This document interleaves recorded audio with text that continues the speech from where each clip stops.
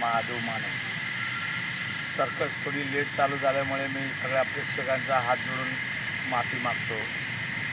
Circus मला यात्रा झाल्यानंतर परमिशन भेटली म्हणून आता सर्कस आता लाख प्रयत्न केल्यानंतर आता सर्कस चालू झाल्या तरी आपण सर्वांनी सर्कस पाहायला पुन्हा यावं ही विनंती आहे. कारण माझं प्रेक्षक दैवत माझं हे प्रेक्षकच आहे. पण तुम्ही माझ्या दैवतांकडं हात जोडून प्रार्थना करतो की सर्कस पाहायला तुम्ही आता अवश्य यावा.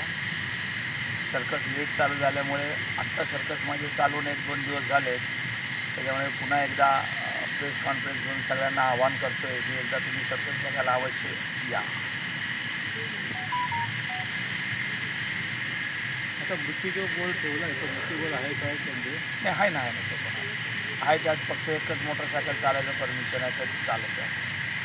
काय काय नवीन हां आता काय काय नवीन नवीनला आता कसं आहे बघा काय सर्कस हे पाहिल्याशिवाय त्यांना कळत नाही. सर्कस पाहिल्यानंतरच माहीत पडणार काय काय स्टंट कसे आहेत, काय स्टोरीसारखं नाही. जेव्हा आपण डोळ्यानं बघत नाही तर माहीत पडत नाही. जिम्नॅस्टिकचे खेळ सगळे आहेत आपल्या सर्कसचे. आता 2 दिवस झाले तुमची सर्कस चालू झाली केली आहे. कसा काय रिस्पॉन्स मिळतो तुम्हाला? रिस्पॉन्स चांगला आहे. लोक विचारत होते की अजून किती दिवस आहे विचारत होते. कारण आपण आधी तारीख एक वेगळी दिली होती, नंतर मग चालू करायला वेळ झाला. लोक येऊन विचारून परत जात होते कधी चालू होत आहे.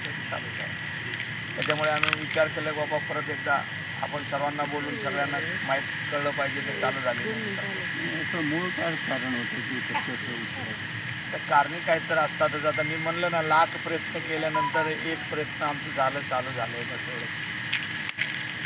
हे तुम्हाला जो परमिशन मिळालेलं आहे ते सर्व परमिशन झालं.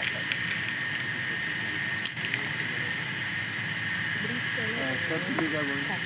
नाही, त्यांनी सांगितलं ते खूप आलो, खूप अडचणी आला बघा. फायर ब्रिगेड वगैरे, मग माणसं बोलवली, इन्स्पेक्शन केलं, हेल्थचे लोक आले, सगळं बघितलं. नंतर मग परमिशन दिली. शेवटी याची सही पाहिजे होती आमच्या डेप्युटी कलेक्टरची.